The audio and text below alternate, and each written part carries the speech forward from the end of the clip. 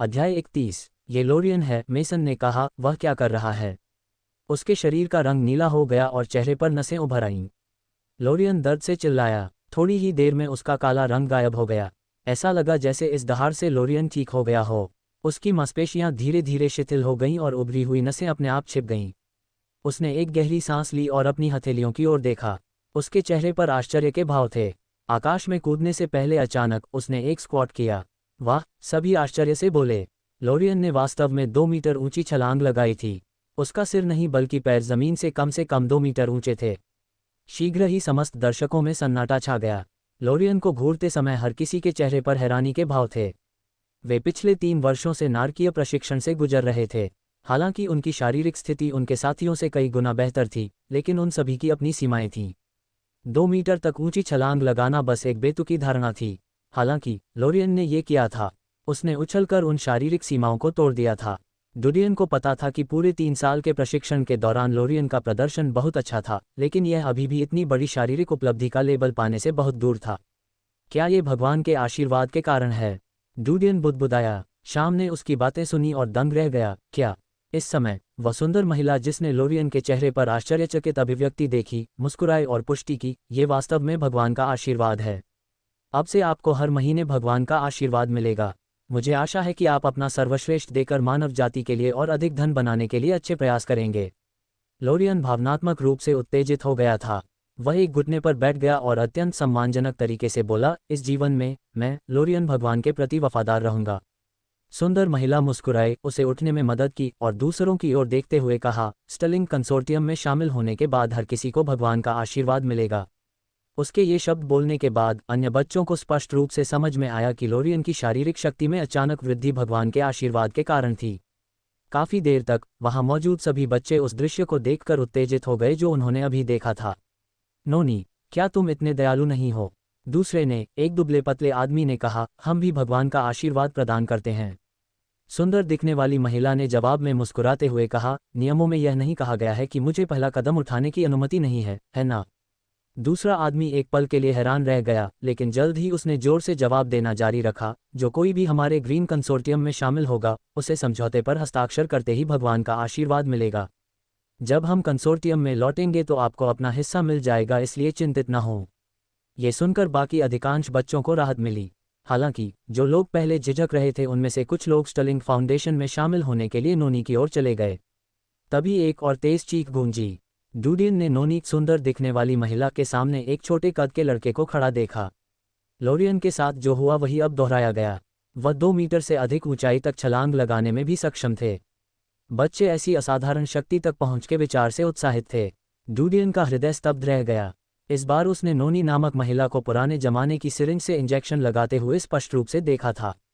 Syringe के अंदर गुलाबी रंग का तरल पदार्थ था।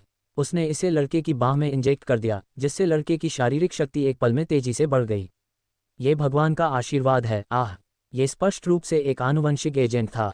गॉड ब्लेसिंग नामक जीन संशोधित एजेंटों के प्रभाव के कारण डुडियन को कोई झटका नहीं लगा। जिस बात ने उन्हें वास्तव में चौंका दिया वह ये वास्तविकता थी कि इस युग की तकनीक के साथ मानव जाति इतने प्रभावशाली जीन संशोधक एजेंटों का उत्पादन कैसे कर सकती है। जीन का निष्कर्षण तकनीकी रूप से पहले से ही एक नैनोस्तरीय तकनीक थी। उनके पास सूक्ष्मदर्शी, बिजली या सटीक उपकरण नहीं हैं। वे उनका उत्पादन कैसे कर सकते थे? चूंकि इसे भगवान का आशीर्वाद कहा जाता है, इसलिए इसे पवित्र चर्च द्वारा प्रदान किया जाना चाहिए। डुडियन के ऐसे विचार थे। उसे हमेशा लगता था कि पवित्र चर्च में बड़े रहस्य हैं।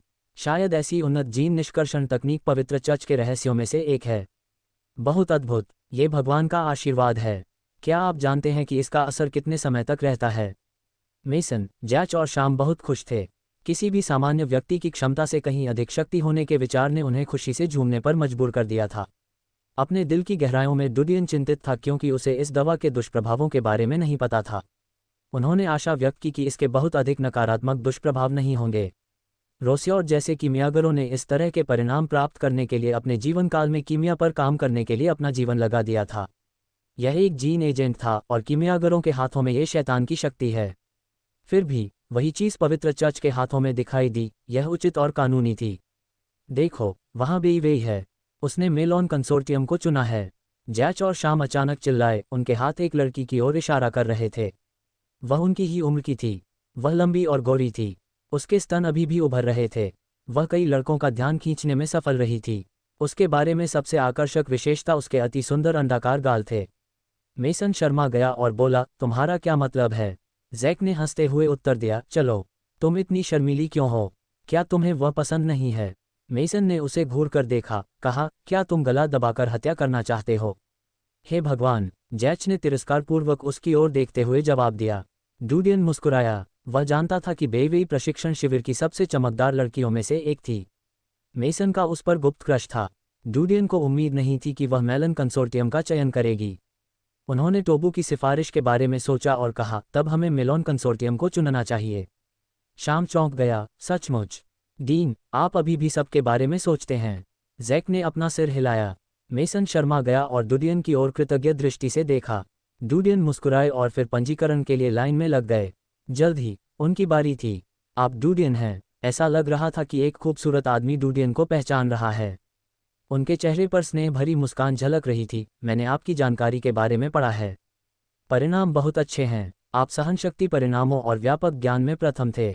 साथ ही आपने काफ़ी प्रभावशाली प्रदर्शन भी किया है, विशेष रूप से 1 वर्ष पहले मूल्यांकन के दौरान जहां आपको सामग्री की खोज करनी होती थी। आप सभी 4 आवश्यक सामग्रियां ढूंढने में दूसरे स्थान पर थे। डूडियन ने मुस्कुराते हुए पूछा, तो मेरे लिए कुछ खास? मुझे उम्मीद नहीं थी कि आप हमारे संघ में शामिल होंगे। सुंदर आदमी ने मुस्कुराते हुए उत्तर दिया, हमारे साथ आप बीजयुक्त खेती का लक्ष्य होंगे। मेरा मानना है कि यदि आप किसी अन्य संघ में शामिल होते तो आपको भी वही विकल्प मिलते।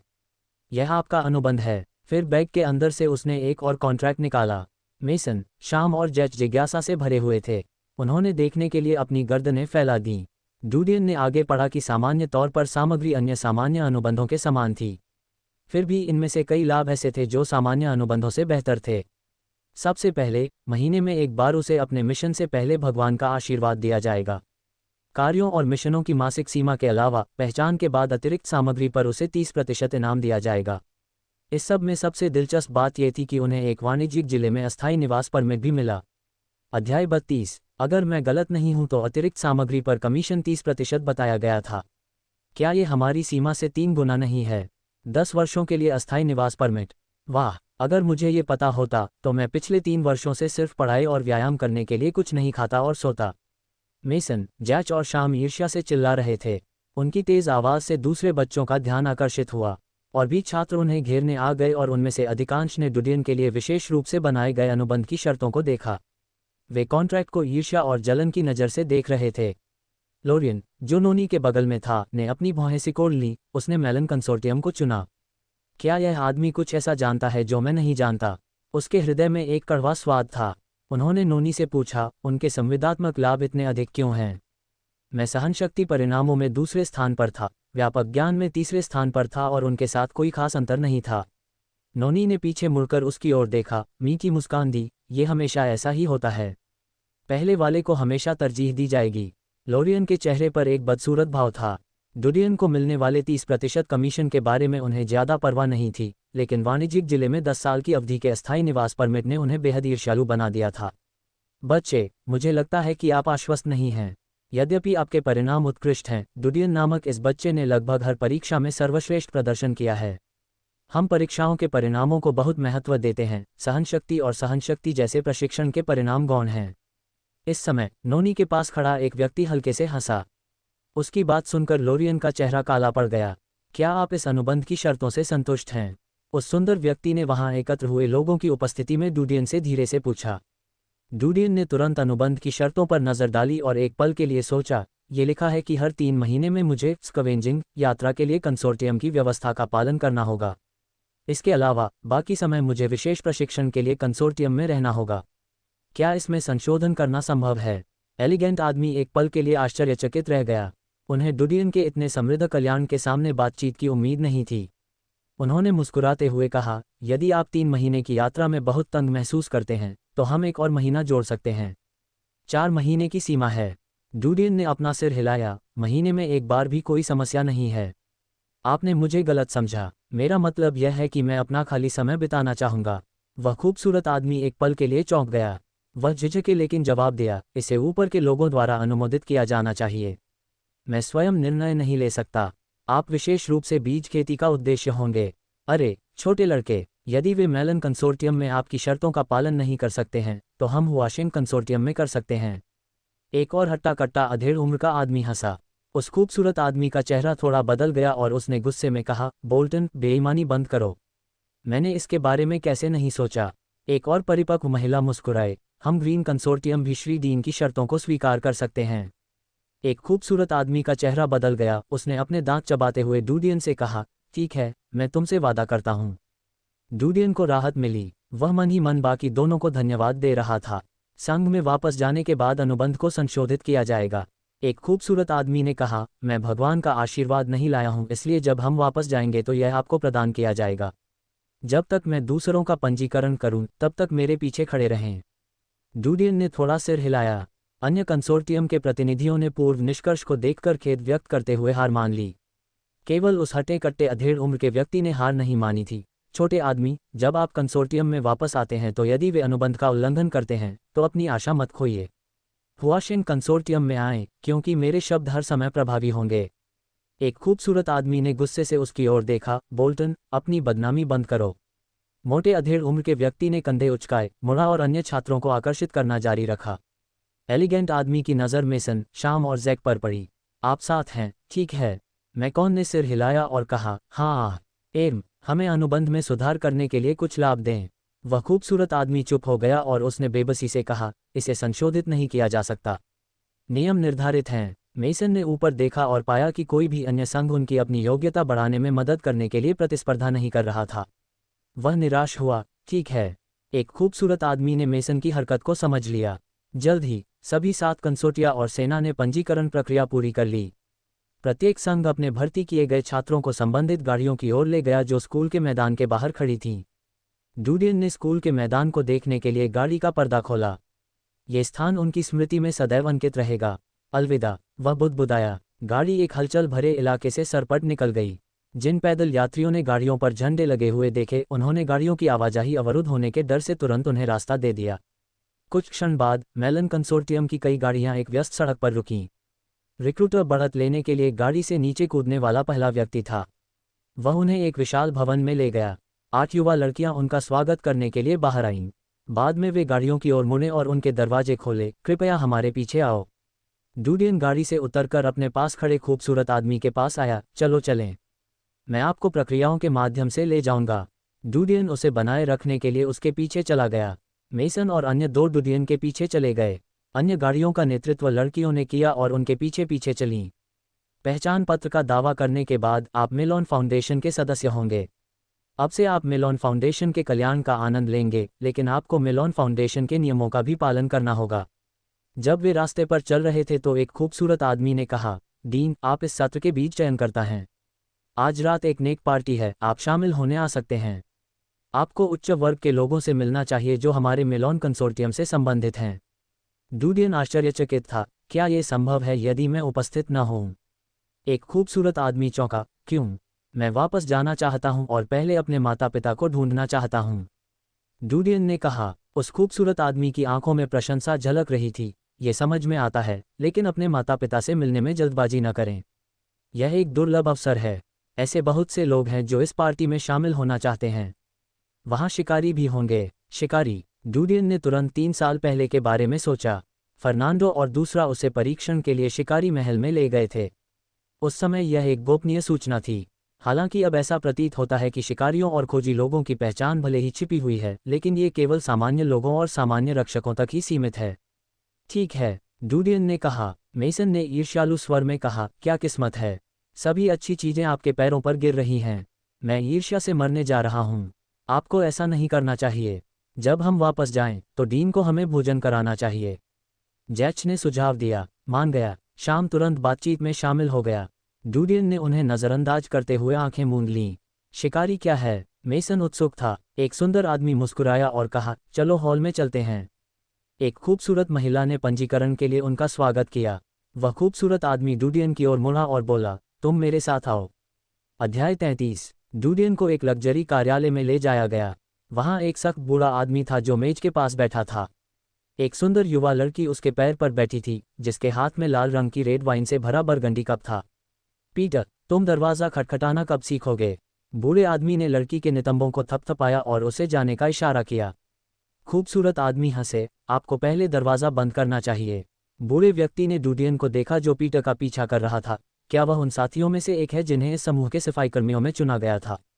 आप उसे यहाँ क्यों लाए हैं? पीटर मुस्कुराया, वह इस बैच का बीज है। उसके अनुबंध को थोड़ा संशोधित करने की आवश्यकता है। आपको निश्चिंत रहना चाहिए, सब कुछ अनुमति के दायरे में है। ओह, बूढ़े व्यक्ति ने डूडियन को दिलचस्पी से देखा, कहा, इस बैच में सबसे ऊपर? हाँ। बच्चे, तुम बहुत अच्छा कर रहे हो। यदि तुम इसी गति से आगे बढ़ते रहे तो तुम एक अच्छे शिकारी बन सकते हो। डूडियन की ओर देखते हुए पीटर मुस्कुराया, आप पहले बैठें, नया अनुबंध जल्द ही तैयार हो जाएगा। वह बूढ़े व्यक्ति की ओर मुड़ा, कृपया पदक और वर्दी की पहचान करें। बूढ़ा आदमी मुस्कुराया, एक दराज खोली, काली वर्दी का ढेर निकाला।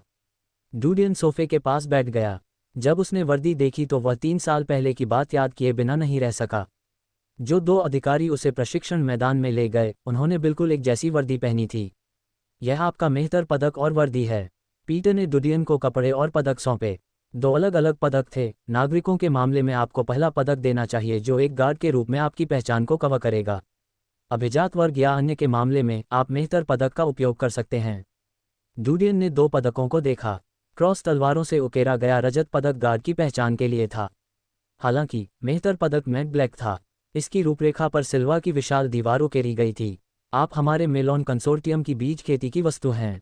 पीटर डूडियन के पास बैठ गया। हर बार सफाई के बाद कंसोर्टियम आपको एक स्प्रिंग देगा जो पवित्र चर्च से खरीदा जाता है।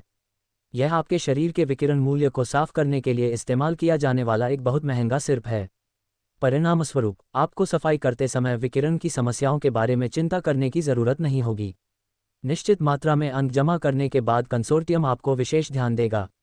आपको शिकारी स्कूल तक पहुंचने का अवसर मिल सकता है और जब तक आप प्रशिक्षण के माध्यम से रह सकते हैं, आप एक शिकारी बन सकते हैं। फर्नांडो ने उनसे कहा था कि शिकारी बनने के लिए आपके पास हल्का शरीर होना चाहिए। उसे उम्मीद नहीं थी कि ऐसे अन्य तरीके भी हैं जो शिकारी बनने की ओर ले जा सकते हैं। मैं कड़ी मेहनत करूंगा, डूडियन ने गंभीर स्वर में उत्तर देते हुए पदक और वर्दी छीन ली। मुझे यकीन है आप ऐसा करेंगे। पीटर ने मुझे प्रोत्साहित किया।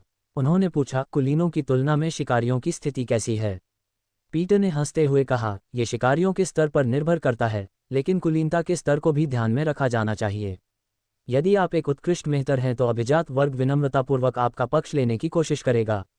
आखिरकार, मेहतर अभिजात वर्ग के लिए बहुत सारी संपत्ति लाते हैं। ये कहा जा सकता है कि मेहतर अभिजात वर्ग के पसंदीदा कर्मचारी हैं। लेकिन आर्थिक रूप से प्रभावशाली कुलीन परिवारों की संख्या की नज़र में मेहतर कुछ भी नहीं है। केवल शिकारी मिलते हैं उनकी भूख। डूडियन की आंखें घूम गईं। शिकार प्रभाग में स्तर हैं। बेशक हैं, लेकिन आपके लिए इसके बारे में जानना बहुत जल्दी है। पीटर ने प्रोत्साहित किया, एक शिकारी होने के लाभ आपके विचार से कहीं अधिक हैं। उन्हें न केवल एक वाणिज्यिक जिले में स्थायी निवास के लिए योग्यता मिलती है, बल्कि यदि वे पर्याप्त योग्यताएं जमा करते हैं तो उनका भविष्य असीमित है। डूडियन ने थोड़ा सिर हिलाया, ये जानते हुए कि पीटर चारा फेंक रहा था। अपने दिल में उन्हें किसी वाणिज्यिक जिले में स्थायी निवास या अपना स्वयं का कुलीन वंश शुरू करने की योग्यता रखने की चिंता नहीं थी। ये इस दुनिया के शासकों द्वारा बनाए गए दिखावे हैं। शिकारी, मेहतर, कुलीन या कुछ और होना एक विशेषाधिकार है जिसे किसी भी समय छीना जा सकता है। ये वास्तविक शक्ति नहीं है। 3 साल हो गए हैं जब उसने अपने भाग्य को नियंत्रित करने की शक्ति प्राप्त करने का निर्णय लिया था। अब आप पर हावी नहीं होना पड़ेगा या कुचला नहीं जाएगा। यदि वह चींटी की भांति विनम्र जीवन व्यतीत करता रहा तो एक न एक दिन अंततः उसे कुचलकर मार डाला जाएगा। वैसे 7 दिनों में तुम्हें मेहतर के रूप में अपने पहले कार्य पर जाना होगा। पीटर हंसे, तुम्हें अच्छा करना होगा। आपके परिणाम बहुत सी चीजें निर्धारित करेंगे जिनकी आप कल्पना भी नहीं कर सकते। वैसे भी मैं तुम्हें खुद को धोने और साफ करने की सलाह दूंगा। रात में मैं तुम्हें ले जाऊंगा। यह मत भूलो कि अभिजात लोग गंदगी और गंदगी से नफरत करते हैं। अपने बालों को अच्छी तरह से कंघी करें। उद्धरण चिन्ह। डूडियन ने थोड़ा सिर हिलाया, मैं विवरण पर ध्यान दूंगा। इसी समय दरवाज़ा खुला और पिछली लड़की अंदर आए। उसने पीटर को नया अनुबंध सौंपा। पीटर ने इसे देखा और डूडियन को सौंप दिया। जांचें, कोई समस्या नहीं होनी चाहिए। डूडियन ने एक बार फिर शुरू से अंत तक अनुबंध पर काम किया। उन्होंने देखा कि प्रस्तावित स्थानों पर बदलाव कर दिया गया है। उसने कलम उठाए और झट से अपने नाम से हस्ताक्षर कर दिए। ठीक है। पीटर ने कंसोर्टियम का अनुबंध बंद कर दिया और डूडियन से कहा, रात में अपना पदक पहनना मत भूलना। यह आपका स्टेटस सिंबल है। यदि आवश्यक हो तो इसे हर समय अपने पास रखें। मैं करूंगा। ठीक है, कोई तुम्हें अस्थायी निवास पर ले जाएगा। डूडियन ने सिर हिलाया, मुड़ा और चला गया। दरवाजा आसानी से बाहर खींच लिया। मेसन और अन्य दो को उनके पदक और वर्दी प्राप्त हुई थी। महिला ने उन्हें सारी बात समझा दी थी। जैसे ही उसने डूडियन को कमरे से बाहर आते देखा, उसने कहा, मेरे साथ आओ, मैं तुम्हें तुम्हारे अस्थायी निवास पर ले जाऊंगी। अल्पविराम अल्पविराम। डूडियन और अन्य लोगों के लिए एक छोटे महल की व्यवस्था की गई थी। नौकरों और बागवानों की मौजूदगी में वातावरण आरामदायक और स्वच्छ था। हालांकि ये 3 दिनों के लिए एक अस्थायी निवास था। 3 दिनों के बाद डूडियन को छोड़कर अन्य 3 को आवासीय जिले में अपने घरों में लौटना पड़ा। कंसोर्टियम की गाड़ियां उन्हें कार्यों और मिशनों के मामले में आवश्यक असेंबली साइट पर ले आएंगी। डीन, क्या आप हमें अपने साथ ले जा सकते हैं? मेसन और जैच ने साफ सुथरे कपड़े पहने डूडियन को देखा। वे जानते थे कि वह कुलीन पार्टी में शामिल होने जा रहा है। कफ को व्यवस्थित करते हुए डूडियन दर्पण के सामने बगल में घूम गया। वह अपने रूप रंग से संतुष्ट महसूस कर रहा था। उसने रोते हुए मेसन से कहा, मेरी मदद करो मेसन, जूते लाओ। डूडियन ने साफ सुथरे कपड़े पहने। खिड़कियों से उसने महल के सामने एक शानदार गाड़ी को सरपट दौड़ते देखा। उसने अपना पदक अपने कंधे पर रखा और दरवाजे की ओर चला गया। ठीक है, तुम बहुत सुंदर लग रहे हो। पीटर ने उसे देखने के लिए कार का पर्दा खोला। डूडियन मुस्कुराया और गाड़ी में चला गया। कुछ ही देर में गाड़ी व्यापारिक जिले के एक एकांत स्थान पर पहुंच गई। वहां ऊंची दीवारों से ढकी एक बहुत बड़ी जागीर थी। चारों ओर रोशनी के लिए लालटेनों की कतारें लटकी हुई थीं। जागीर के बाहर 1 दर्जन से अधिक गाड़ियां खड़ी थीं। डूडियन और पीटर के आने पर भोज शुरू हो चुका था। स्टेज से मधुर संगीत की धीमी आवाज गूंज रही थी। ऐसा लगता है कि हमें थोड़ी देर हो गई है। पीटर मुस्कुराया, और सावधान रहना याद रखें। डूडियन ने सिर हिलाया। पीटर ने अपनी पहचान और निमंत्रण दिखाया और डूडियन के साथ संपत्ति में प्रवेश किया। बैंक्वेट हॉल के रास्ते में उनके लिए दरवाज़ा खोलने के लिए समर्पित नौकर थे। रास्ते पर शानदार रोशनी की गई थी और संगीत की ध्वनि धीरे धीरे फैल रही थी। यह मास्टर हेडन द्वारा लिखित मूनलाइट ब्यूटी है। पीटर तेजी से हॉल में पहुंचे। डूडियन पीटर के साथ चलने ही वाला था कि उसकी नज़र एक और लंबी आकृति से मिली। उसने बढ़िया रेशमी कपड़े पहने हुए थे। उसकी उंगलियों में पन्ना की अंगूठियां थीं। एक अधेड़ उम्र के रईस ने डूडियन की ओर देखा। जब उसने डूडियन के कंधे पर मेहतर पदक देखा तो वह भौंचक्का हो गया। तुम्हें अंदर आने के लिए किसने कहा था? अध्याय 34। डूडियन के दिल में गुस्सा पनप रहा था। क्या वह मुझे बताना चाहता है कि मैं यहाँ का नहीं हूँ? डूडियन जवाबी कार्रवाई करने ही वाला था कि तभी उसने पीटर के शब्दों के बारे में सोचा और जवाब देने की इच्छा का विरोध किया। हाँ मिस्टर पीटर, मुझे लेकर आए। पीटर कौन? अधेड़ उम्र के रईस ने भौहें चढ़ाईं। यहाँ सफाईकर्मी भी हैं। क्या कोई नियम नहीं है? Mister mess. इसी समय एक आवाज़ गूंजी। डूडियन और एक अधेड़ उम्र के रईस ने एक साथ ध्वनि की दिशा की ओर देखा। ये वास्तव में वही सख्त बूढ़ा व्यक्ति था जिसे डूडियन ने कार्यालय में देखा था। उन्होंने काले रंग का जेंटलमैन सूट पहना हुआ था। उनके बगल में एक अधेड़ उम्र की महिला उनकी बाँह पकड़ रही थी। उनके स्नेहपूर्ण व्यवहार से ऐसा लग रहा था कि वे पति पत्नी हों। इस समय बूढ़े व्यक्ति ने डूडियन को देखा। छोटा लड़का, तुम दरवाजे पर क्यों हो? क्या पीटर तुम्हारे साथ नहीं आया था? मिस्टर पीटर ने अभी प्रवेश किया है, डूडियन ने ईमानदार तरीके से कहा। इस समय मेस नाम के मध्यम आयु वर्ग के अभिजात ने भौहें चढ़ाईं। बूढ़े लुओ, क्या आप उसे जानते हैं? बूढ़ा आदमी हंसा। हाँ, मैं आज उससे मिला। ये छोटा लड़का मैला ढोने वालों से इस शब्द का बीज वस्तु है। उसे भविष्य में श्री मेस की देखभाल पर निर्भर रहना होगा। सो है। मेस को समझ आ गया। उसने डूडियन की ओर देखा। छोटा लड़का, आपके पास दूरदृष्टि है क्योंकि आपने हमारे मेलोन फाउंडेशन को चुना है। डूडियन का चेहरा बदसूरत था। उसकी मुठ्ठियां आस्तीन के नीचे कसकर बंधी हुई थीं। बूढ़े ने झट से कहा, छोटे आदमी, जल्दी से मिस्टर मेस से माफ़ी मांगो क्योंकि तुम प्रवेश द्वार को अवरुद्ध करके दरवाजे के सामने खड़े थे और फिर पार्टी में शामिल हो गए ताकि बाहर न रह जाओ। फिर उसने डूडियन को आंख मारी और हॉल में जाने का इशारा किया। डूडियन ने एक पल के लिए ओल्ड लुओ के चेहरे की ओर देखा। वह जानता था कि ओल्ड लुओ उसके बचाव में आया था, लेकिन ये भी जानता था कि जब तक वह माफ़ी नहीं मांगेगा वह मेस से आगे नहीं निकल पाएगा। इस समय उन्हें एहसास हुआ कि इस स्थिति में कोई सही या गलत नहीं है। ये सब एक दूसरे की पहचान और स्थिति पर निर्भर था। इस दुनिया में अगर ताकत वाला कहे कि दही काला है तो कमज़ोर को पुष्टि करनी चाहिए। दोनों पक्षों के बीच का अंतर सत्ता के अंतर पर निर्भर था। उसे अचानक सच्चाई का एहसास हुआ। शक्ति के बिना वह कुछ भी नहीं था। मुझे क्षमा करें। उसने क्षमायाचना में अपना सिर झुका लिया। शानदार और मधुर संगीत की आकर्षक रोशनी के पीछे उसका चेहरा छाया में छिपा हुआ था। उसकी निगाहें दूसरे पक्ष के उत्तम जूतों पर टिकी थीं। तभी उसने जूते हिलते और हॉल की ओर मुड़ते देखे। ऐसा लगा कि बूढ़ा उसकी ओर देखता रहा लेकिन कुछ बोला नहीं, बल्कि उसका पीछा भी करता रहा। ये नागरिक, इससे कोई फर्क नहीं पड़ता कि आप कितना अच्छा पढ़ाते हैं, वे कभी नियम नहीं सीखते। मेस की आवाज़ डूडियन के कान में गूंजती है और फिर बूढ़े व्यक्ति की हंसी। डूडियन ने अभी भी अपना सिर नीचे झुकाया हुआ था और अपनी मुट्ठियां भींच रखी थीं। काफ़ी देर के बाद उसने अपना सिर थोड़ा ऊपर उठाया। चौड़ी जागीर के सामने की ओर देखते हुए उसे अचानक अंधेरे में अधिक स्वतंत्रता महसूस हुई। इस समय अधिक गाड़ियां आने लगीं। डूडियन ने चुपचाप अपनी आंखें पीछे हटा लीं, दरवाजे की ओर देखना जारी नहीं रखा और हॉल में चला गया। बड़े और विशाल हॉल को तेल के लैंप से इस तरह रोशन किया गया था मानो ये दिन के उजाले से रोशन हो। बड़ी संख्या में नौकर हॉल में शराब और फल लेकर आए। हॉल के सामने से मधुर पियानो संगीत गूंज उठा। सरदार छोटे छोटे समूहों में खड़े होकर बातें कर रहे थे। पिछली स्थिति के बाद डूडियन का फिलहाल इस दुर्लभ विलासितापूर्ण पार्टी का आनंद लेने का कोई मूड नहीं था। वह एक खुली खिड़की के पास गया और उसके सामने झुक गया। वह उस हॉल की ओर देख रहा था जहां लोग घूम रहे थे। यह उसकी आंखों के सामने एक बहती हुई तस्वीर की तरह घूम रहा था।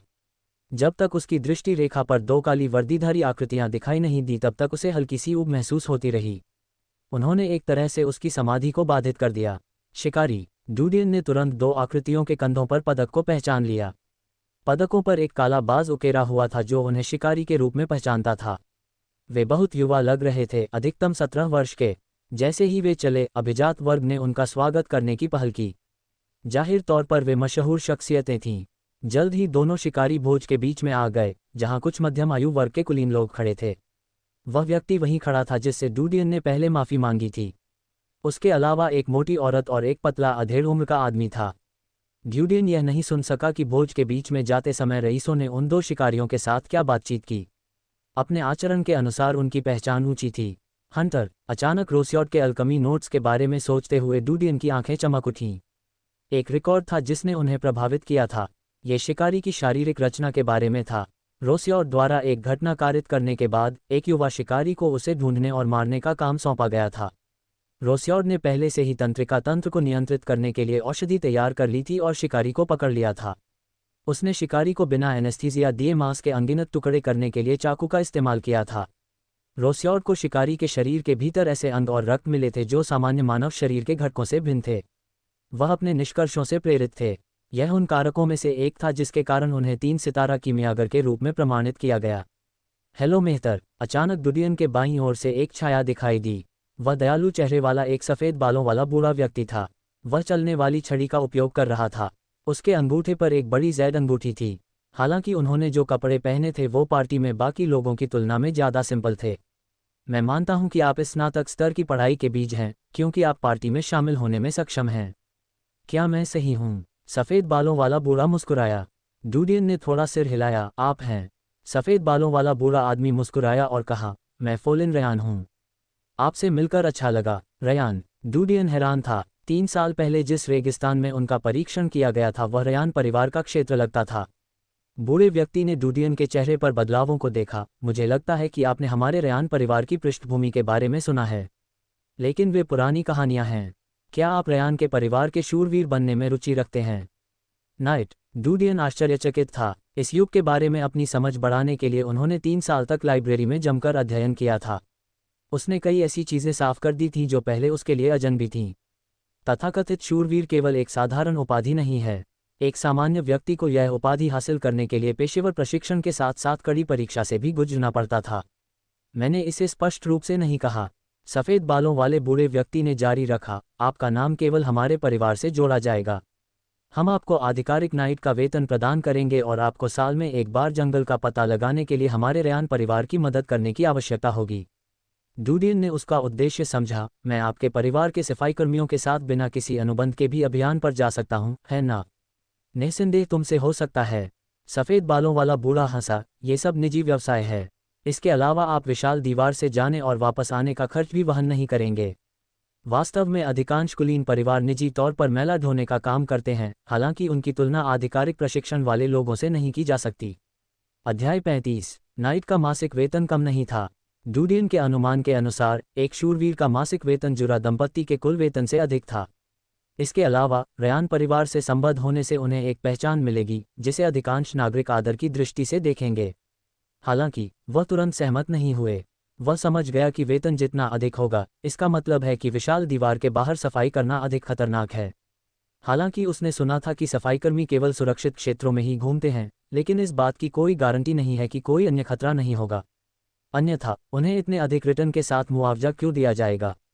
मैं इसके बारे में सोचूंगा।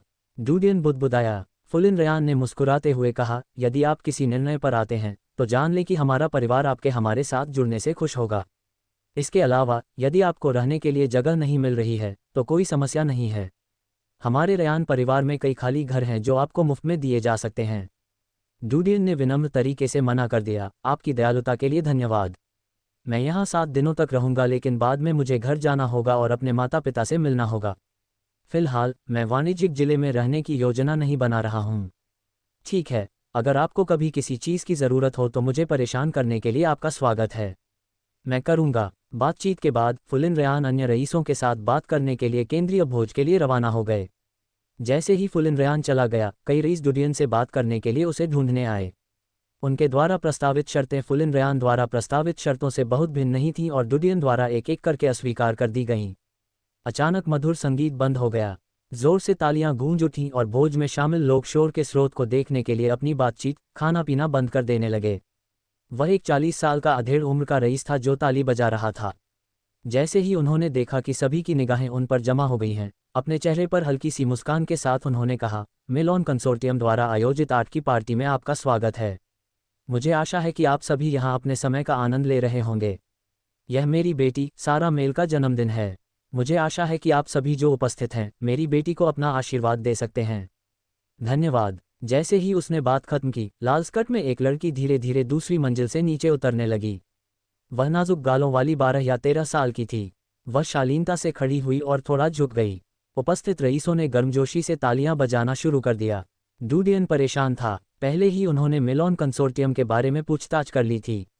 कंसोर्टियम में विभिन्न आकार के 1 दर्जन से अधिक कुलीन परिवार शामिल थे। हालांकि मेल और बुरोंग परिवार सह संस्थापक और सबसे प्रभावशाली थे। लड़की मेल परिवार से थी जिसके बारे में उसने पहले सुना था जब वह मिशान अनाथालय में था। इसके अलावा नाइट ऑफ लाइट मेल, जिसने 3 साल पहले की मियागर का सिर काटा था, जाहिर तौर पर मेल परिवार का सदस्य था। यह इस बात का सबूत था कि मेल परिवार की जड़ें कितनी गहरी और व्यापक थीं। हमारे प्रिय परिवार ने सुश्री सारा के लिए एक सुंदर उपहार तैयार किया है। इस समय एक नाजुक लाल उपहार बॉक्स पकड़े हुए एक युवक सारा मेल के पास आया। उसने धीरे से वह बक्सा खोला जहां सफ़ेद रेशमी दस्तानों की एक जोड़ी रखी थी।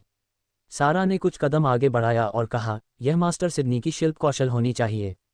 मुझे ये पसंद है, धन्यवाद। एक युवक मुस्कुराया और एक नौकर उसके पास आया और उपहार बॉक्स ले लिया। इस समय अन्य रईसों ने बधाई के शब्दों के साथ क्रमिक रूप से उपहार प्रस्तुत किए। सज्जन की वेशभूषा में एक युवक हंसा और बोला, मैंने हमेशा सुना है कि आपको कविता पसंद है, इसलिए मैंने मास्टर ताइजा से एक कविता लिखने के लिए कहा। मुझे आशा है कि आप इसका आनंद लेंगे। कविता। सारा की आंखें खुशी से चमक उठीं। युवक मुस्कुराया और सौम्य स्वर में बोला, ये वे आंसू हैं जो तुमने पत्थर पर गिराए थे। वो झिझक भरी आंखें उस शाम भर आईं। आपके अंदर का दुख किसने लीक किया? थोड़ी देर बाद कविता समाप्त हुई। इस कविता का नाम एक लड़की की उदासी है और यह विशेष रूप से मिस सारा के लिए लिखी गई थी। दर्शकों ने अचानक उत्साहपूर्वक तालियां बजाईं। सारा के चेहरे पर एक खुशी भरी मुस्कान थी। ये वास्तव में ताइजा मास्टर की कविता है। इतना मर्मस्पर्शी और इतना मार्मिक। मुझे ये पसंद है, धन्यवाद। अल्पविराम। अल्पविराम। डूडियन खिड़की के किनारे पर झुककर उन जयकारों को सुन रहा था। उसका मन निराश हो गया क्योंकि वह अपने साथ कुछ भी नहीं लाया था। उसे आशा थी कि ये लोग उस पर कोई ध्यान नहीं देंगे ताकि कोई अनावश्यक परेशानी न हो। अचानक उसने खिड़की के नीचे एक आकृति को भागते हुए देखा। डूडियन ने खुद को मूर्ख होने के लिए कोसा। अगर उसके पास देने के लिए कुछ नहीं था तो दूसरे व्यक्ति की तरह चुपचाप भाग क्यों नहीं जाता? उसने उन रईसों की ओर देखा जिनका ध्यान इस समय सारा पर था। दुर्लभ अवसर का लाभ उठाते हुए उसने खिड़कियों से बाहर देखा और पाया कि ऊंचाई लगभग 2 मीटर थी। खिड़की पर चढ़ने में उसे कोई झिझक नहीं हुई और वह एक ही झटके में खिड़की से बाहर कूद गया जैसे कि वह एक लचीली बिल्ली हो। वह जल्दी से निकलने के लिए रास्ते पर चल पड़ा। नौकरों का सामना करने से बचने के लिए डूडियन अधिक दूरदराज के इलाकों में घूमता रहा जहां रोशनी नहीं थी। इस समय वह चंद्रमा और तारों की किरणों से प्रकाशित था।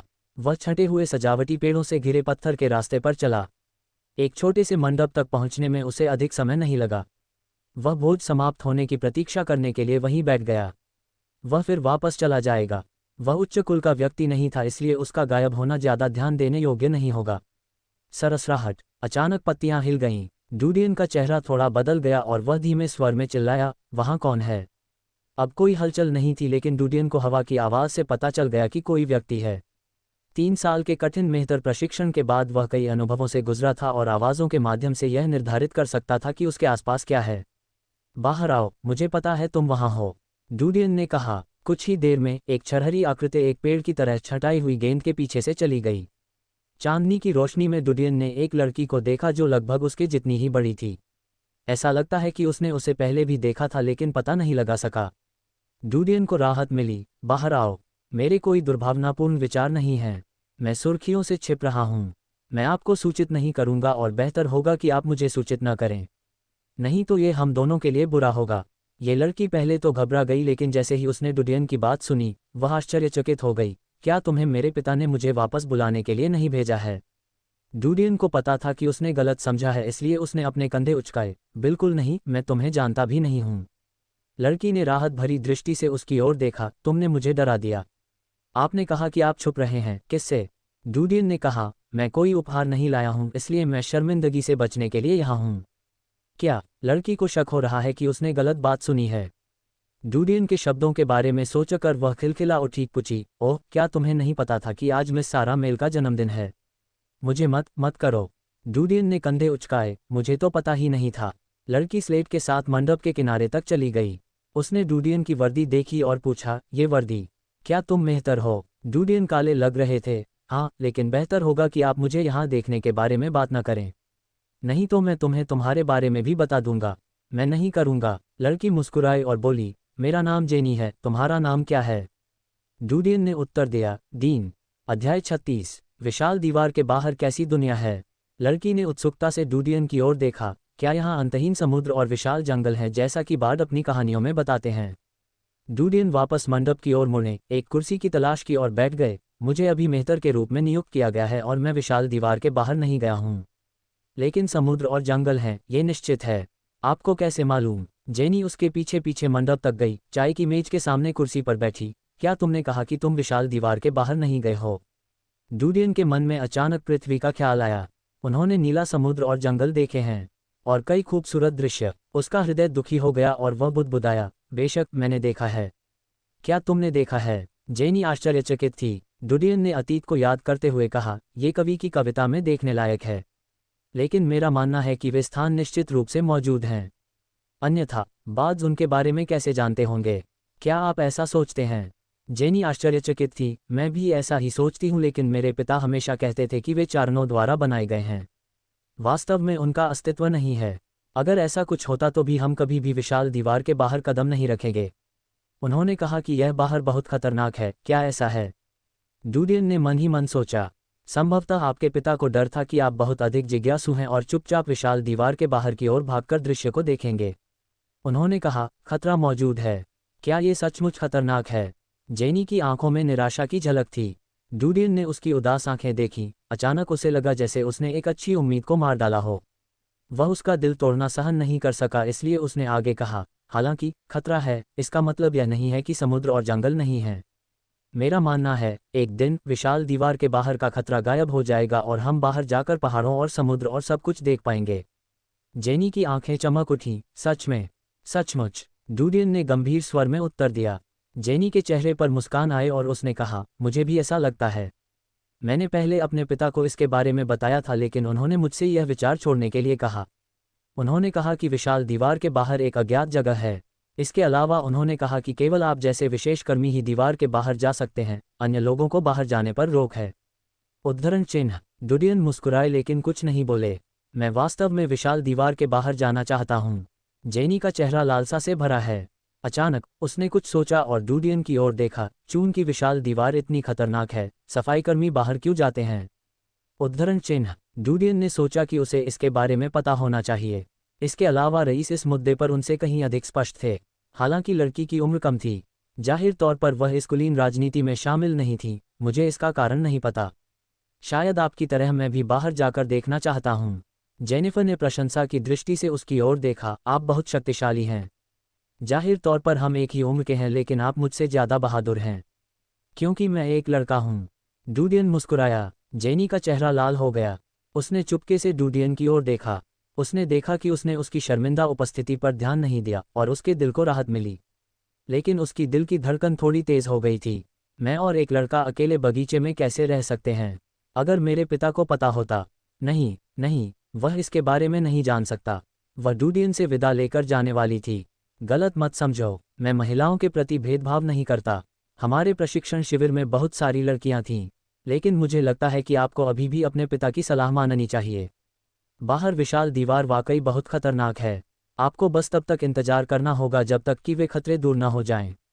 देर सबेर आप बाहरी दुनिया को देख सकेंगे। मेरा मानना है कि उस दिन को आने में ज़्यादा समय नहीं लगेगा। फीकी चांदनी में जेनी ने लड़के की गंभीर और आत्मविश्वासपूर्ण दृष्टि को देखा। वह एक पल के लिए चौंके बिना नहीं रह सकी। उसने अवचेतन रूप से पूछा, सचमुच?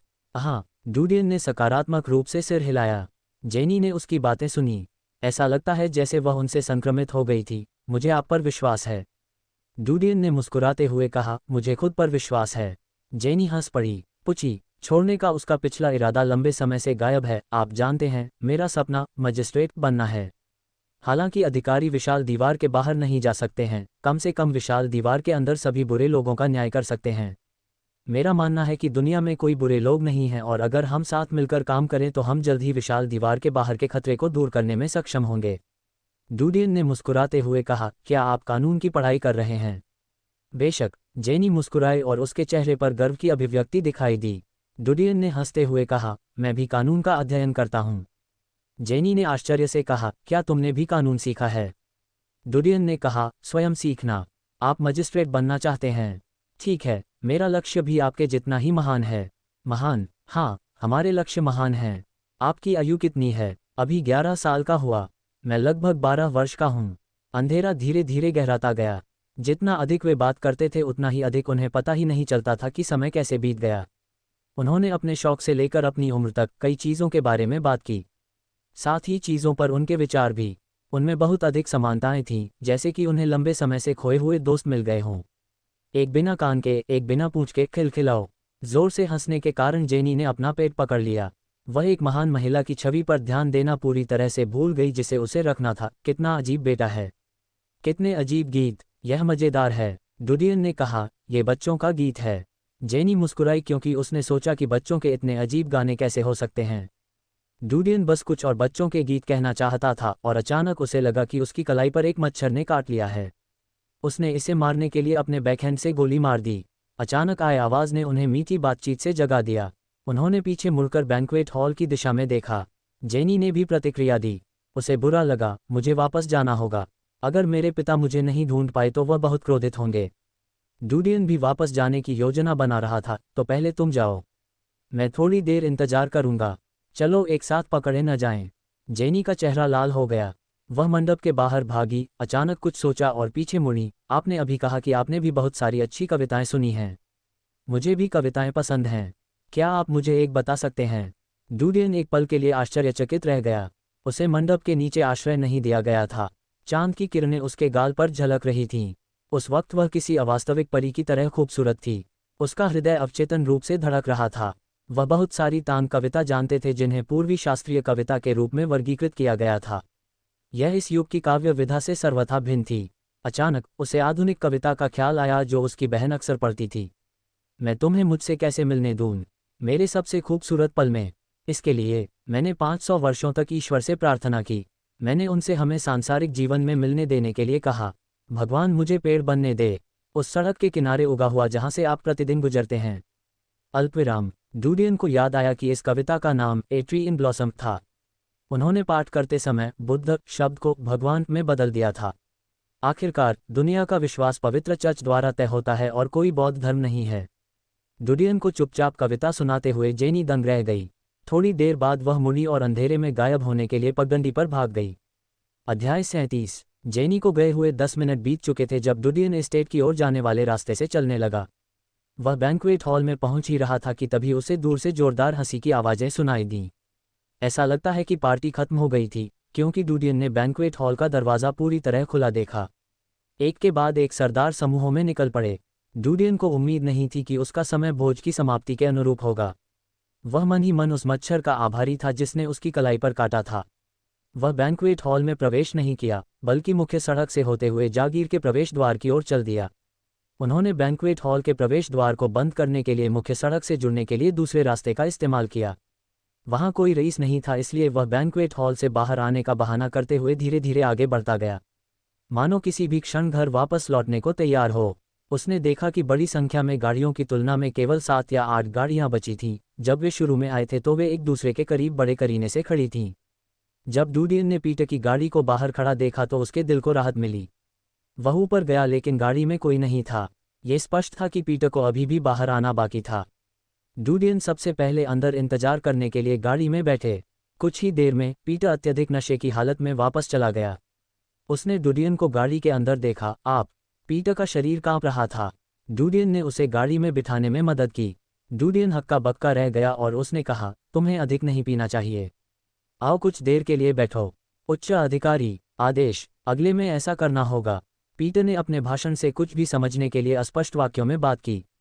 हालांकि वह आज्ञाकारी रूप से गाड़ी के अंदर गया और अपनी दाहिनी ओर झुककर बैठ गया। डूडियन ने पीटर की लगातार खिलखिलाहट देखी। उसने आह भरी, पर्दा उठाया और ड्राइवर से कहा, वापस जाओ। हाँ सर, कोचमैन ने आदरपूर्वक कहा और फिर रस्सी को हिलाया। अल्पविराम, अल्पविराम। उन्होंने पहले पीटर को छोड़ा और बाद में मिलोन कंसोटिया द्वारा प्रदान किए गए अस्थायी आवास महल में आए जहां डूडियन उतर गए। देर रात हो चुकी थी, इसलिए मेसन और अन्य लोग गहरी नींद में थे। शिफ्ट में तैनात द्वारपालों को छोड़कर बाकी सभी परिचारक, सेवक और नौकरानियां आराम कर रहे थे। डूडियन बिस्तर पर लेटने के लिए अपने कमरे में लौट आया। उनके मन में बहुत सी बातें उभरी जिनका सामना उन्होंने पार्टी में किया था। अपमान और गुस्सा दोनों था। उसने एक खूबसूरत लड़की के बारे में सोचा जिससे उसका मन प्रसन्न हो गया। धीरे धीरे उसे नींद आ गई। अगले दिन डूडियन सुबह जल्दी उठ गया लेकिन पीटर एक लकड़ी का बक्सा लेकर महल में आ गया था। सुप्रभात मिस्टर पीटर, डूडियन ने उनका अभिवादन करते हुए कहा। डूडियन को आश्चर्य हुआ क्योंकि उसे उम्मीद नहीं थी कि पीटर, जो कल रात इतना नशे में था, कि सुबह जल्दी जागेगा और इतना तरोताजा होगा। पीटर ने मुस्कुराते हुए कहा, पिछली रात मैं बहुत नशे में था। कोचमैन ने कहा कि आपने मुझे घर वापस भेज दिया है। ऐसा ही होना चाहिए, है ना? डूडियन ने अपने हाथ में छोटे बक्से को देखा और कहा, यह क्या है? पीटर ने बक्सा लिविंग रूम में मेज पर रखा और बक्सा खोला। वहां एक सिरिंज थी जिसे डूडियन ने पहले देखा था। वह समझ गया कि पतरस के आने का कारण उसे भगवान का आशीर्वाद देना था। कल ही आपका तबादला हो गया था, इसलिए आपके पास इसे देने का समय नहीं था। मुझे लगता है कि यह क्या है इसके बारे में किसी परिचय की आवश्यकता नहीं है। डीन, आपको 2 आशीर्वाद मिलेंगे। पहला वितरण के आधार पर, दूसरा आपका पहले महीने का कोटा। दूसरा आपको अगले महीने के ठीक इसी दिन जारी किया जाएगा। पीटर हंसे। क्या आप मुझे इसे घर ले जाने देंगे और स्वयं इसका उपयोग करने देंगे? डूडियन ने पूछा। बिल्कुल नहीं, पीटर ने अपना सिर हिलाया। ये पवित्र चर्च की शक्ति है जो भगवान का उपहार है। नियम यह है कि जब इसका उपयोग किया जाता है तो इसे गवाहों द्वारा देखा जाना चाहिए। मैं इसे आपके पास लाया हूं, इसलिए मैं आपका गवाह हूं। डूडियन को खेद है कि सिरिंज की सामग्री पर शोध करने का मौका खो गया। हालांकि इसके बारे में सोचते हुए कि उनके पास शोध के लिए कोई उचित उपकरण नहीं था, इसलिए इसका अध्ययन करने का कोई तरीका नहीं था। चलो पहले, पीटर ने डिब्बे से सिरिंज निकालते हुए कहा। डूडियन के पास ट्रस्ट विभाग की कमी थी, इसलिए उन्होंने पूछा, ये कोई समस्या नहीं है, है ना? पीटर का चेहरा ठंडा हो गया। आपने जो कहा था उसे मैं भूलने जा रहा हूं। बाहर कहीं इस तरह बात करने के बारे में भी मत सोचो। ये भगवान से सवाल करने के समान है। डूडियन ने स्वाभाविक रूप से इस बात को समझा, इसलिए उन्हें भविष्य में शब्दों का चयन चतुराई से करना पड़ा। अगर वह सीधे भगवान से सवाल नहीं करता तो कोई समस्या नहीं होती। चिंता मत करो, ये भगवान का उपहार है। पहले सफाईकर्मी द्वारा इसका उपयोग करने के बाद से कभी भी प्रतिकूल प्रतिक्रिया नहीं हुई है। पीटर ने उत्तर दिया। डूडियन ने कुछ नहीं कहा लेकिन आश्चर्यचकित रह गया। एक वैज्ञानिक के दृष्टिकोण से यह एक विस्मयकारी क्षण था। पवित्र चर्च ने इतना उत्तम जीन एजेंट कैसे बनाया? क्या बड़े पैमाने पर मैला ढोने वालों का उत्पादन संभव है? पीटर ने सिरिंज के अंदर के तरल पदार्थ को डूडियन की बाह में इंजेक्ट किया। उसे कोई दर्द महसूस नहीं हुआ, बस कुछ सुन्नता महसूस हुई। जल्द ही सिरिंज के अंदर का सारा गुलाबी तरल पदार्थ उसके शरीर में चला गया। डूडियन को उत्साह की लहर महसूस हुई जो उसके शरीर और अंगों में फैल रही थी। उसके दिमाग में तेज गर्मी दौड़ गई। ऐसा लगा जैसे उसके शरीर के अंदर का सारा खून कुछ ही सेकंड में उसके दिमाग में बह गया हो।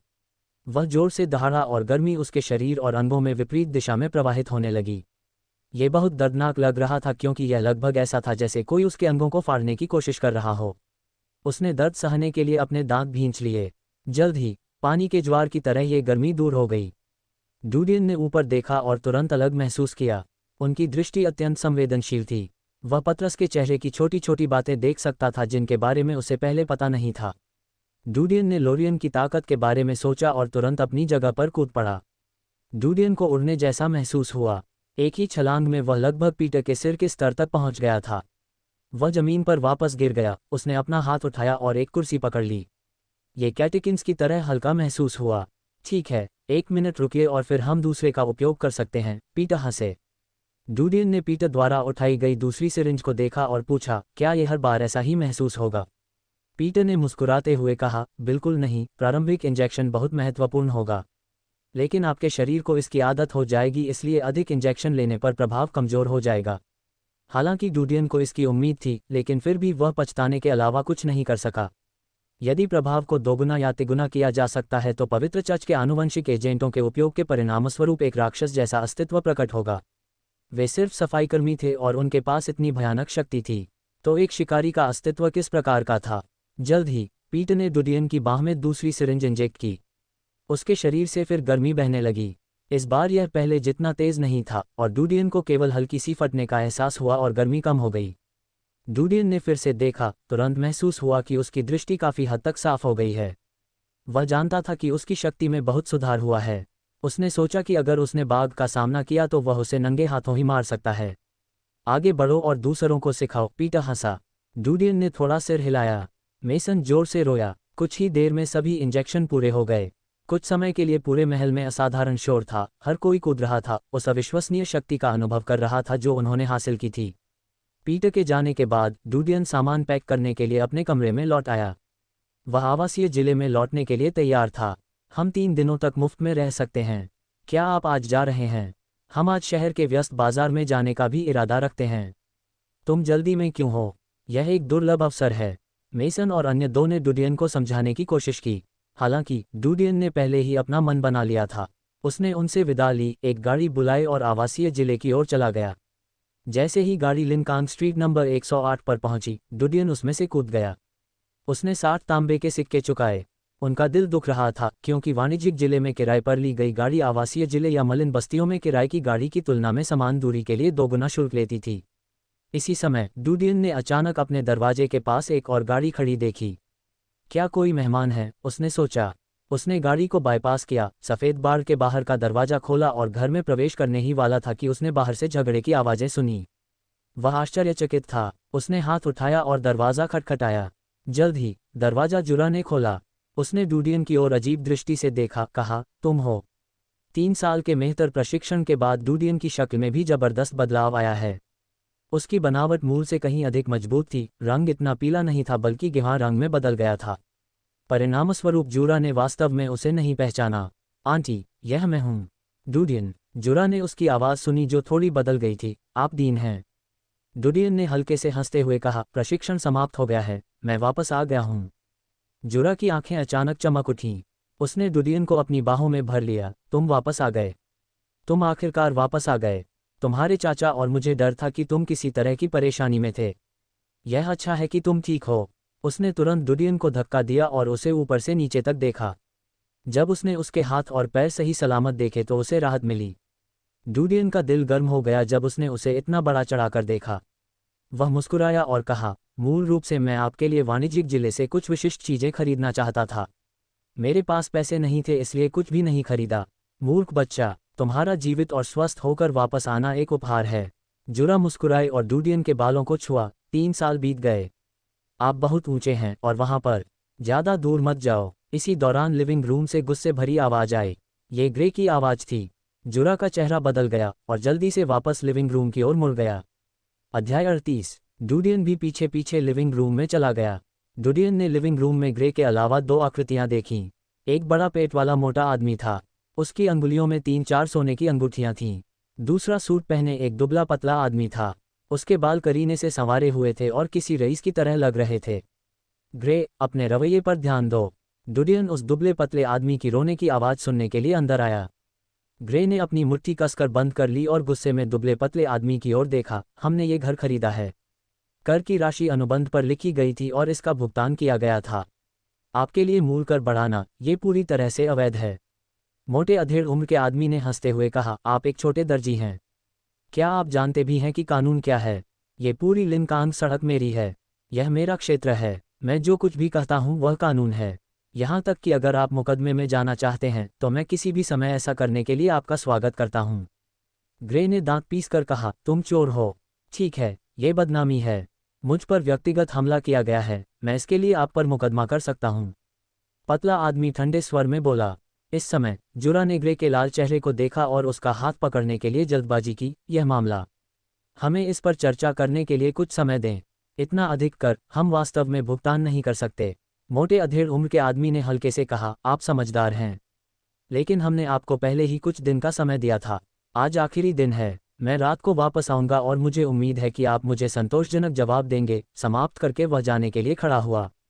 जरा ठहरिए। इस समय डूडियन उस मोटे आदमी के सामने खड़ा था। ओह! मोटे अधेड़ उम्र के व्यक्ति की नज़र इस बच्चे पर पड़ी जो उसके कंधे तक उठा हुआ था। उसने भौहें चढ़ाईं। छोटे आदमी, तुम कौन हो?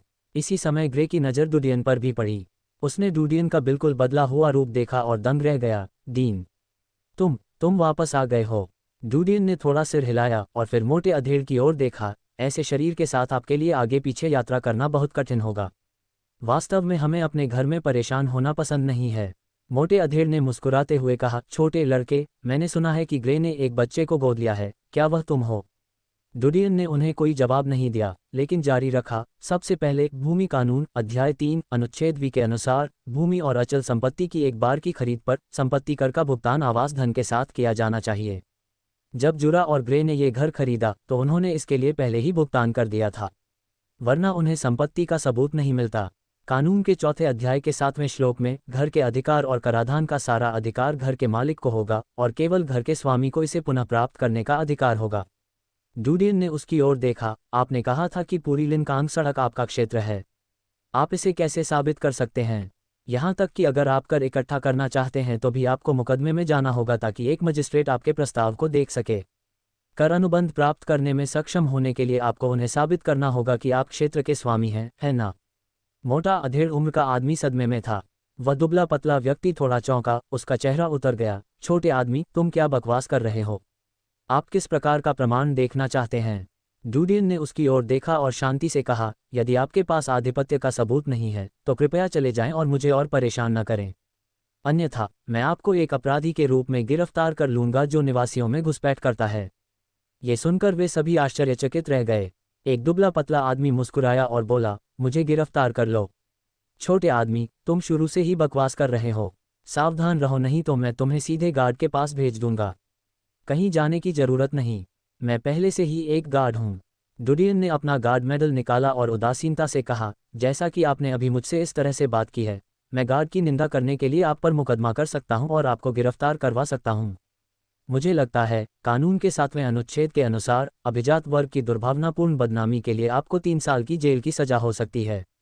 गार्डों की निंदा करने पर 2 साल की जेल की सजा है। गार्ड के खिलाफ हमले के मामले में सजा मौत है। आप क्या चाहते हैं? डूडियन ने उनकी ओर देखा। मोटे अधेड़ और दुबले पतले पुरुषों की नज़र गार्ड मेडल पर पड़ी। वे निःशब्द थे। जुरा दंपत्ति ने परिचित पदक देखा और चौंक गए। उन्हें 3 वर्ष तक प्रशिक्षण का उद्देश्य याद रहा। उनकी आंखों में आश्चर्य और उत्साह था। उन्हें नहीं लगा कि डूडियन सफल हो गया है। क्या आप गार्ड हैं? मोटा अधेड़ उम्र का आदमी सदमे में था। ये पहली बार था कि वह इतने छोटे गार्ड से मिले थे। क्या आप मुझसे सवाल कर रहे हैं? डूडियन ने उदासीनता से कहा। मोटे अधेड़ उम्र के आदमी ने जल्दी से अपना सिर हिलाया। हालांकि यह अविश्वसनीय था, फिर भी उन्होंने इस पदक को मान्यता दी। वह जानता था कि गार्ड बनना बहुत बड़ा अपराध है। ये पहली बार था जब मैंने इतना छोटा, इतना युवा और होनहार गार्ड देखा। मोटे अधेड़ उम्र का आदमी व्यंग्यपूर्वक मुस्कुराया। डूडियन ने उत्तर दिया, यह इस बात का प्रमाण है कि आप वास्तव में स्वामी नहीं हैं। मेरे जैसे बहुत सारे गार्ड हैं। 16 वर्ष की आयु में बहुत सारे रक्षक होते हैं जो अनुभव के लिए कुलीन वर्ग में शामिल हो जाते हैं।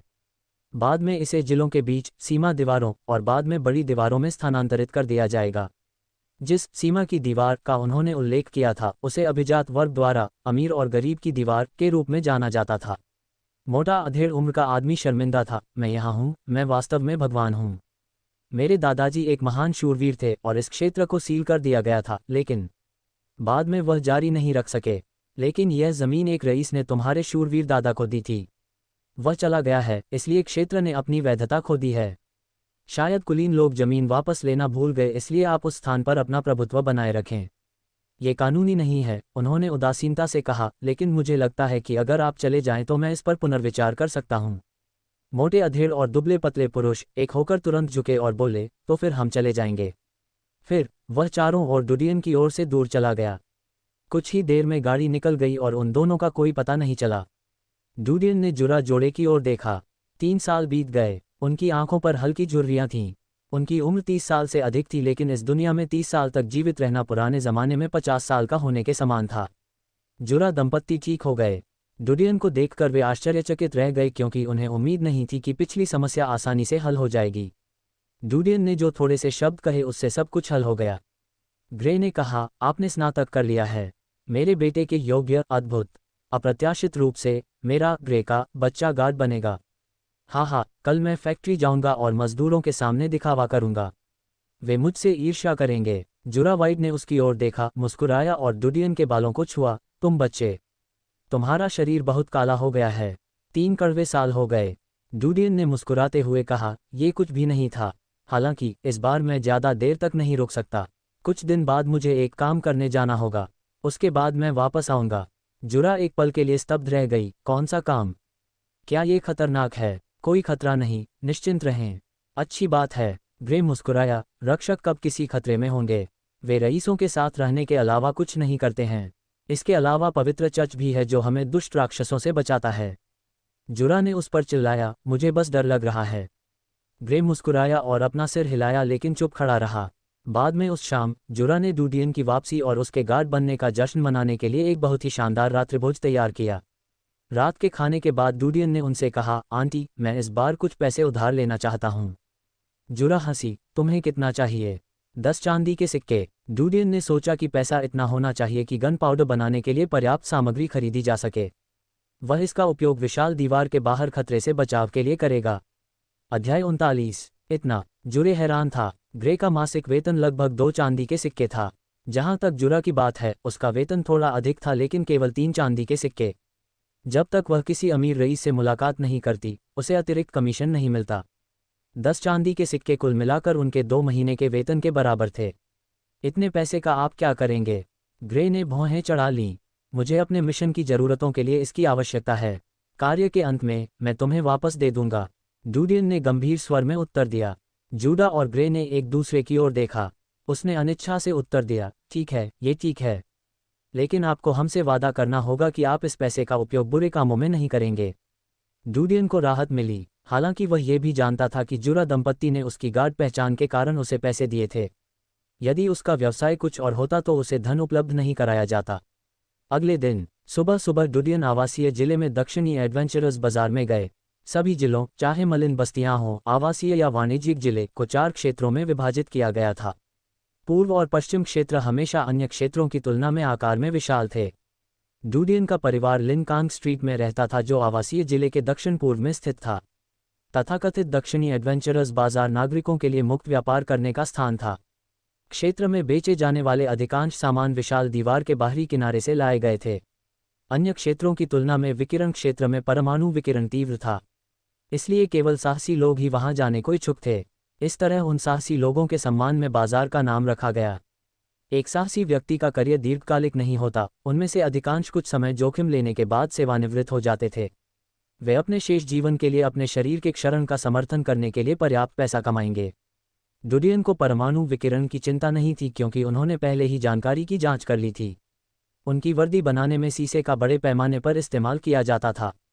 यह विकिरण का विरोध करने में प्रभावी था। इसके अलावा उसे विशाल दीवार के बाहरी किनारे तक मुफ्त पहुंच थी। सामग्री की खोज के लिए अकेले जाना उसके लिए उचित नहीं था। उन्हें खरीदना अधिक समय प्रभावी था। बाजार उसके घर से बहुत दूर था और डुडियन को समय बर्बाद करने में कोई दिलचस्पी नहीं थी। गाड़ी से दक्षिणी एडवेंचरर्स बाजार तक पहुंचने के लिए उन्होंने 5 तांबे के सिक्के खर्च किए। यह एक भीड़भाड़ वाला बाजार था। वहां जमीन को ढकने वाले कंबल और कालीन थे और उन्हें बूथ के रूप में उपयोग किया जाता था। विक्रेताओं द्वारा उन कालीनों पर सामग्री करीने से व्यवस्थित की गई थी। उनकी शोर भरी आवाज़ों और विज्ञापन की चीखों ने पूरे बाजार को ढक लिया। डुडियन गलियारे में टहलने लगा। आधे घंटे बाद डूडियन को अंततः कुछ स्टॉल मिले जो सल्फर अयस्क बेचते थे। वह क्रिस्टल सॉल्टपीटर भी खोज रहा था।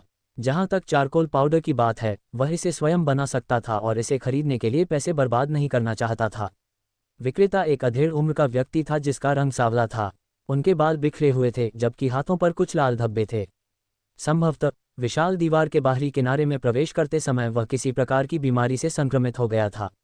वह ढकने के लिए लंबी बाजू के कपड़ों का उपयोग कर रहा था, लेकिन अनजाने में वह हाथ उठाते समय उन लाल निशानों को उजागर कर रहा था। डूडियन को पता था कि मनुष्य के शरीर में विकिरण का स्तर बहुत अधिक है। संभवतः उसके जीवन के कुछ वर्ष शेष थे जब तक कि उसे पवित्र चर्च से इलाज नहीं मिल जाता। सौदेबाजी के बाद वे एक चांदी और 20 तांबे के सिक्कों पर सहमत हुए। डूडियन सारा सॉल्टपीटर और सल्फर अयस्क खरीदने जा रहा था। सॉल्टपीटर अधिक मूल्यवान था और इसकी कीमत एक चांदी का सिक्का था।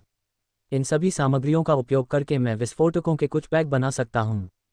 चूंकि मैं भोजन और बुनियादी हथियार लेने जा रहा हूँ, जब मैं काम पर रहूंगा तो अतिरिक्त चीजें लेने पर प्रतिबंध है। गनपाउडर इतना भारी नहीं है, इसलिए यह कोई समस्या नहीं होनी चाहिए। वैसे भी अधिक कच्चे माल खरीदने का कोई मतलब नहीं है, ये पर्याप्त होना चाहिए। डूडियन अपने मन में संभावित परिणामों की गणना कर रहा था। छोटे आदमी, ये चीजें बहुत भारी हैं। आपको या तो मदद के लिए अपने परिवार को बुलाना चाहिए या एक गाड़ी लेनी चाहिए। क्या आप चाहते हैं कि मैं आपको गाड़ी दिलाने में मदद करूं? जिस विक्रेता को पैसे मिले थे उसने डूडियन से कहा। कोई ज़रूरत नहीं है, डूडियन ने उत्तर दिया। सब कुछ लिनन बैग में डाल दिया गया था। एक सामान्य व्यक्ति के लिए इन्हें ले जाना बहुत कठिन होगा, लेकिन डूडियन के लिए यह पक्षी के पंखों जितना भारी महसूस होगा। उसने लिनन की थैलियां उठाईं और चला गया। अधेड़ उम्र का आदमी चौंककर बड़ी आंखों से डूडियन को घूर रहा था। डूडियन को बारूद को परिष्कृत करने के लिए अन्य स्टॉलों पर बुनियादी उपकरण खरीदने में ज़्यादा समय नहीं लगा। आम लोगों की नज़र में इन उपकरणों की भूमिका कीमिया से संबंधित नहीं थी। उदाहरण के लिए, गोलियां बनाते समय डॉक्टरों द्वारा सामग्री को पीसकर पाउडर बनाने के लिए एक उपकरण का उपयोग किया जाता था। दोपहर तक डूडियन ने अपनी ज़रूरत की हर चीज़ खरीद ली थी। वह ये देखने के लिए बाजार में घूम रहा था कि क्या कोई असाधारण चीज़ है जो उसकी नज़र में आ सकती है।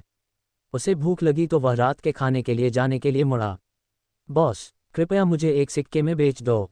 ये सिर्फ एक टूटा हुआ पत्थर है। अचानक डूडियन के कानों में एक कोमल आवाज़ गूंजी। जिज्ञासावश वह बगल में देखने लगा। उसने अपने से आधे सिर छोटे एक लड़के को देखा जिसके बाएं हाथ में एक लिनन बैग था, जबकि उसके दाहिने हाथ पर एक बड़ी मुट्ठी के आकार का एक मोटा काला पत्थर था। विक्रेता एक दुबला पतला युवक था। उसने अपना सिर हिलाया और कहा, यह एक लोहा अयस्क है। हालांकि वजन ज़्यादा नहीं है, आपको कम से कम दोगुनी कीमत चुकानी होगी। बॉस, भले ही ये लोहा अयस्क है, ये केवल अयस्क है, लोहा नहीं। यह इतना छोटा है कि परिष्कृत करने के बाद भी आपको ज़्यादा लोहा नहीं मिलेगा। लड़के ने अपनी रणनीति बदल दी। यह इतना छोटा है कि गलाने वाली फैक्ट्री को इसकी आवश्यकता भी नहीं होगी। इसे कोई नहीं खरीदेगा, ये यहीं रहेगा। इसे मुझे बेच दो और तुम्हें अपना तांबे का सिक्का मिल जाएगा। युवक थोड़ी देर के लिए झिझका, लेकिन अंततः बोला, ठीक है। ठीक है। लड़का मुस्कुराया, उसका भुगतान किया और फिर काले पत्थर को लिनेन बैग में रख दिया। वह चलने के लिए मुड़ा। डूडियन जाने ही वाला था कि उसकी नज़र एक छोटे से टैटू पर पड़ी जो लड़के की कलाई पर था। एक छोटा काला हुक पैटर्न तैयार किया गया था। कीमियागर का प्रशिक्षु। डूडियन को यहाँ किसी से मिलने की उम्मीद नहीं थी। रोसियॉट के नोट से उन्होंने कीमियागरों की जीवन शैली और आदतों के बारे में सीखा था। उनके बारे में सबसे प्रभावशाली बात यह थी कि प्रत्येक कीमियागर के शरीर पर एक समर्पित टैटू डिज़ाइन होता था। यह एक चिन्ह था जिसका उपयोग कीमियागर एक दूसरे को पहचानने के लिए करते थे। टैटू के बिना किसी को भी उनके शकल में स्वीकार नहीं किया जाएगा। गोदने की विधि बहुत ही बुनियादी थी। वे कुछ पौधों के पाउडर का उपयोग करते थे और इसे काले पानी में मिलाते थे। बाद में पैटर्न को रेखांकित करने के लिए एक सुई का उपयोग किया जाएगा। इसके अलावा बिना किसी आकार या रेखा के एक छोटे से बिंदु को भी एक संकेत माना जा सकता है। हालांकि टैटू केवल कीमियागरों के लिए ही विशेष नहीं थे, क्योंकि कुलीन लोग भी उनका उपयोग करते थे और पवित्र चर्च भी उनका उपयोग करता था। लेकिन वे काले रंगद्रव्य का उपयोग करने से बचेंगे। यदि टैटू केवल काले रंग में बनाया गया था, तो भले ही आप एक कुलीन या पवित्र चर्च के सदस्य हों, आपको एक कीमियागर माना जाएगा।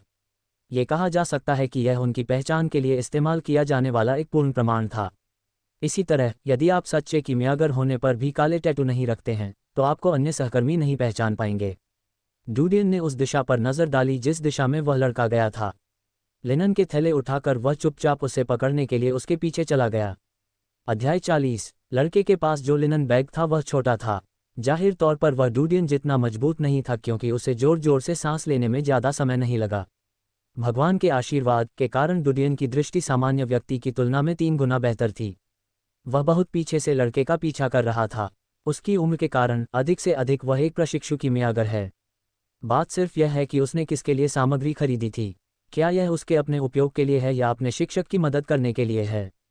डुडियन लड़के के पीछे चलते हुए सोच रहा था। लड़का जंक्शन पर रुका और एक गाड़ी पर चढ़ गया। डुडियन का चेहरा थोड़ा बदल गया और वह उन्हें पकड़ने के लिए दौड़ा। इलाका लोगों से भरा हुआ था, इसलिए गाड़ी की गति तेज नहीं थी। सौभाग्य से 3 साल के नारकीय प्रशिक्षण और भगवान के आशीर्वाद के कारण डुडियन का शरीर इतना मजबूत हो गया कि उसकी सहनशक्ति 7 या 8 सड़कों तक उनका पीछा करने के लिए पर्याप्त थी। जब गाड़ी अचानक रुकी तो डुडियन को सांस लेने में दिक्कत हो रही थी। सवारी के लिए भुगतान करने के बाद बच्चा गाड़ी से कूद गया और सड़क किनारे एक गली में घुस गया। डुडियन सड़क से गुजरने का बहाना करते हुए तुरंत वहां चला गया। उसने गली की ओर देखा लेकिन चौंक गया। ये तीनों ओर से दीवारों से बंद एक बंद जगह थी। लड़का गायब हो गया था। धत्तेरी की! डुडियन ने भौहें चढ़ा दीं।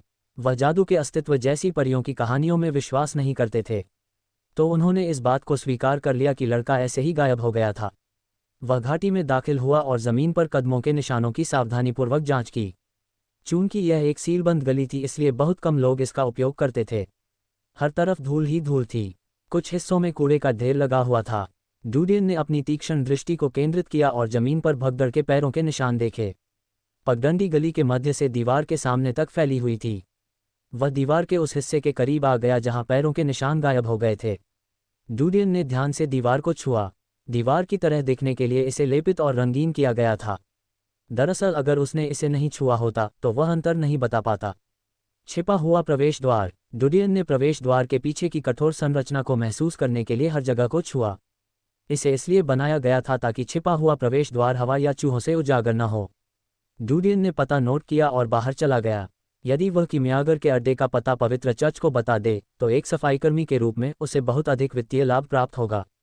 हालांकि उसे ऐसी किसी चीज में कोई दिलचस्पी नहीं थी। इसके विपरीत वह कीमियागरों के अंडरवर्ल्ड में शामिल होने के लिए तैयार था।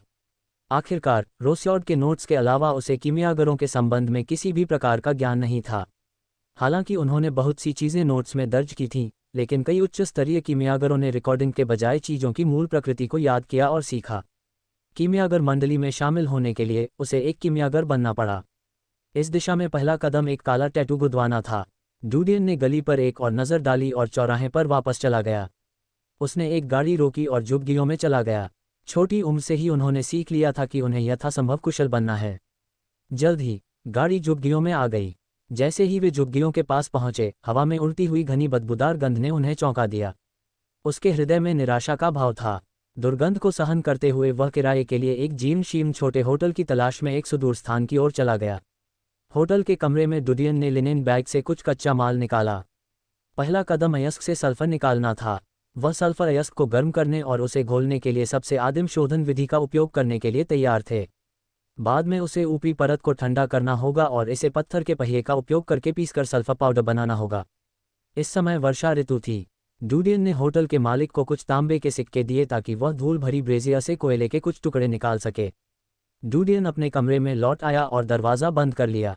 उन्होंने कोयले को जलाकर सल्फर अयस्क को गर्म करना शुरू किया। थोड़ी देर बाद उसे एहसास हुआ कि उसे और कोयले की आवश्यकता होगी, इसलिए वह कोयले का एक बड़ा बैग खरीदने के लिए होटल मालिक के पास वापस गया। सल्फर का गलनांक अधिक नहीं था, इसलिए वह जल्द ही पिघल गया। डुडियन ने खरीदे गए सभी उपकरण पहले ही तैयार कर लिए थे, इसलिए सल्फर पाउडर के उत्पादन में ज़्यादा देरी नहीं हुई। कमरे से गंधक की गंध आ रही थी। डुडियन ने बहुत पहले ही मास्क तैयार कर लिया था और पहन लिया था। ऐसा प्रतीत होता है कि परमाणु विकिरण के कारण मास्क गायब नहीं हुए थे, लेकिन अभी भी व्यापक रूप से उपयोग किए जा रहे थे, भले ही तकनीक बिल्कुल भी विकसित नहीं हुई थी। ये सच है कि अलग अलग वातावरण अलग अलग विकास को बढ़ावा देते हैं। रोस्यॉर्ड के नोट्स के अनुसार सभी कीमियागर मास्क का उपयोग कर रहे थे क्योंकि वे सभी प्रकार के प्रयोगों से निपट रहे थे और अनिवार्य रूप से विषाक्त पदार्थों का सेवन कर सकते थे। मुखौटों की भूमिका न्यूनतम थी, लेकिन फिर भी व्यापक रूप से उपलब्ध थी। शाम तक डुडियन के पास अंततः पर्याप्त मात्रा में सल्फर पाउडर और चारकोल पाउडर था। वह बारूद का उत्पादन करने के लिए तैयार थे, जो एक साधारण चीज़ थी, बशर्ते कि उनके पास सभी बुनियादी ज़रूरतें थीं। मैंने इस तरह की स्थिति में बारूद का उत्पादन करने की उम्मीद नहीं की होगी। डुडियन ने कोयले से सुलगते अपने गंदे कपड़ों को देखा। वह उस भविष्य के लिए उत्सुक थे जहां प्रयोगों के लिए उनका अपना समर्पित कीमिया कक्ष होगा। मुझे आशा है कि मैं विशाल दीवार के बाहर की इस यात्रा से धन कमा सकता हूँ। डूडियन ने अपने चेहरे पर लगी गंदगी को पोंछा। अल्पविराम, पलक झपकते ही 7 दिन बीत गए। कार्य से एक रात पहले डूडियन वाणिज्यिक जिले के लिए अपने घर से निकल गया। मेलॉन कंसोर्टियम ने उन्हें और अन्य सफाई कर्मियों को मुख्यालय तक ले जाने के लिए एक गाड़ी भेजी थी। मेसन, डूडियन, शाम, जैच और अन्य लोग मुफ्त में उपलब्ध कराए गए एक छोटे से महल में रुके थे। मैंने सुना है कि कल सुबह हम शुरू करेंगे, मेसन ने उत्साह में कहा। आखिरकार कल मैं विशाल दीवार के बाहर जा सकूंगा। छोटी उम्र से ही जब मैंने बाहरी दुनिया के बारे में बताई गई उन भयानक कहानियों को सुना तो मैं ये देखने के लिए उत्सुक हो गया कि वास्तव में वहाँ क्या है। मुझे नहीं लगता कि यह उतना बुरा है जितना कहानियाँ बताती हैं, लेकिन यह निश्चित रूप से खतरनाक है, जैच ने कहा। डूडियन अपने साथ लाई गई चीज़ों को देखकर शाम मुस्कुराया। डीन, वे क्या हैं? खिलौने, डूडियन ने लापरवाही से कहा और उन छोटी ट्यूबों पर नज़र डाली जो पाउडर से भरी हुई थीं और किसी भी समय विस्फोट करने के लिए तैयार थीं। अल्पविराम, लेखक नोट, मैंने उन लोगों के बारे में टिप्पणियां पढ़ी हैं जिन्होंने मुझसे पूछा कि ये सभी पश्चिमी नाम क्यों हैं। मैं समझाता हूँ। सबसे पहले ये पृष्ठभूमि लेआउट के बारे में है और दूसरी बात यह है कि ऐसी दुनिया में चीनी नामों का उपयोग करना उपयुक्त नहीं था, जैसे कि लिंद की म्यागर या यांग जुबान द नाइट ऑफ लाइट या ईस्टर्न चाइनीज वॉल। कहानी की शैली के साथ यह ठीक नहीं लगा। दुनिया की पृष्ठभूमि बहुत बड़ी है, धैर्य रखें क्योंकि आश्चर्य भी होंगे।